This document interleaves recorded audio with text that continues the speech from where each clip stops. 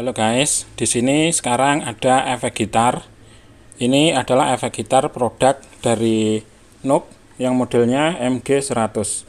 Dan pada video kali ini saya akan melakukan backup file firmware dari efek gitar ini.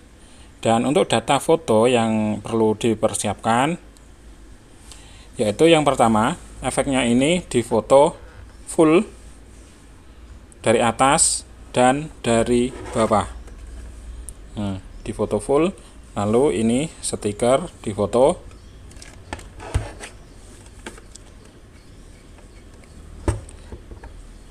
Dan selanjutnya difoto juga untuk versi firmware.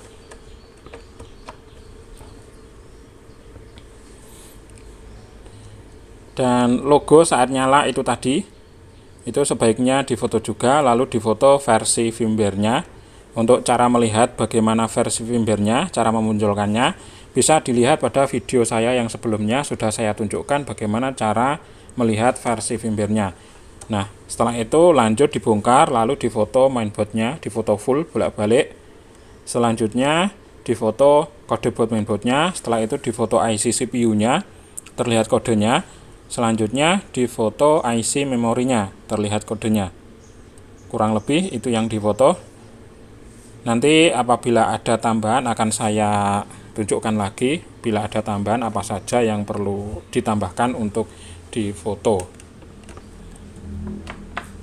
Dan selanjutnya untuk efeknya ini akan saya bongkar dulu. Ini sudah saya bongkar efeknya.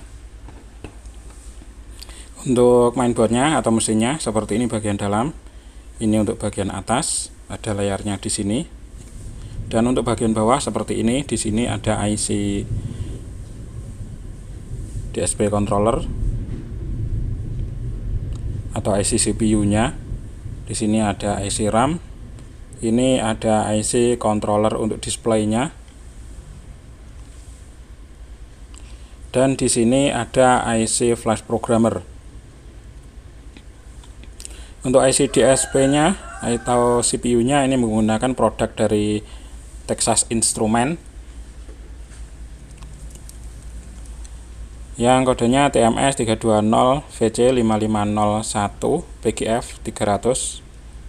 Dan selanjutnya untuk IC RAM-nya ini menggunakan produk dari Etron-Tec EM638165 TS6G.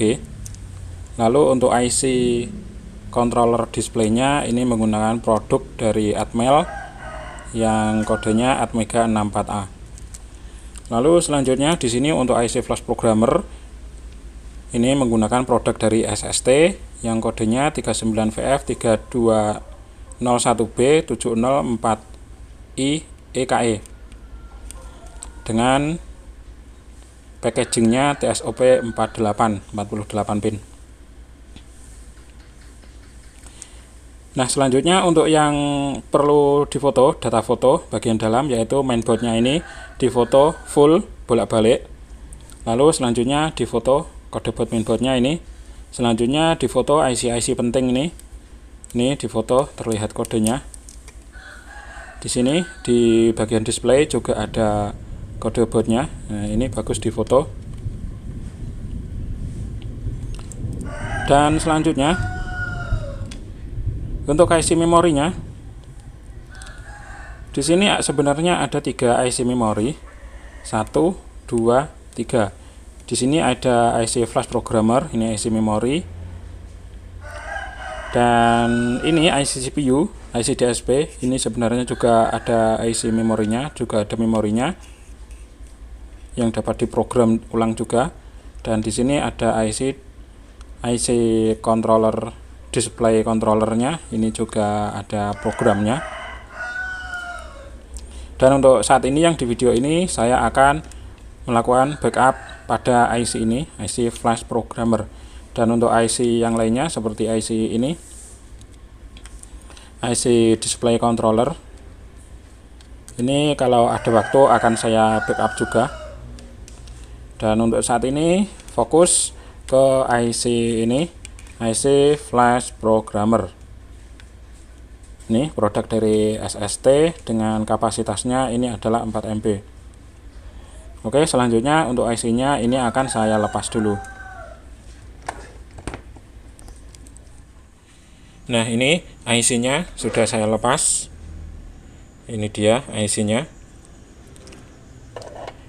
Dan untuk posisinya di mainboard, nah ini dia sudah saya lepas dengan sangat bagus dan rapi bekasnya. Dan selanjutnya ini saya pasang dulu di alat programmer.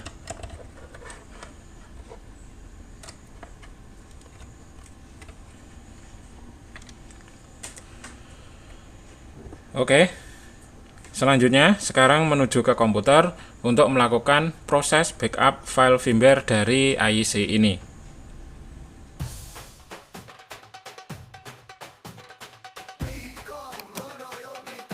Spesialis programmer IC memori, gunanya file firmware BIOS, paling lengkap se-Indonesia Raya. Adalah solusi untuk terisi pesanan IC memori yang sudah diisi untuk semua jenis elektronik, paling lengkap se-Indonesia Raya.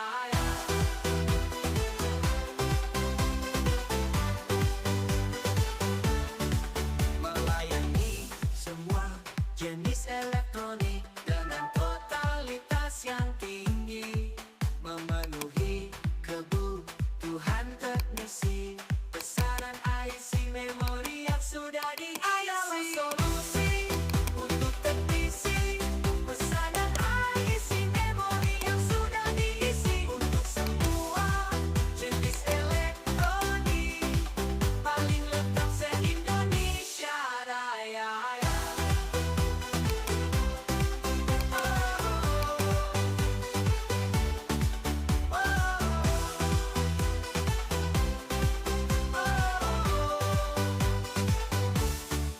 Diproses secara profesional, bekerja secara profesional.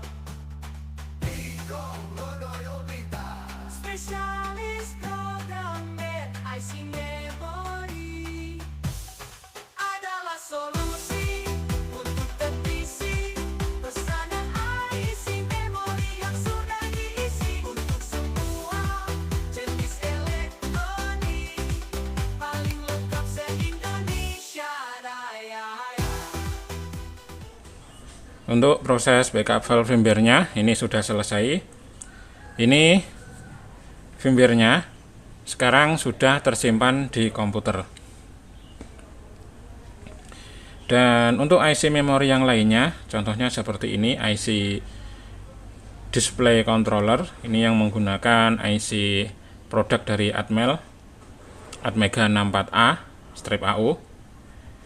Ini bila ada kesempatan, ini akan saya backup juga. Dan untuk videonya ini saya cukupkan segini dulu.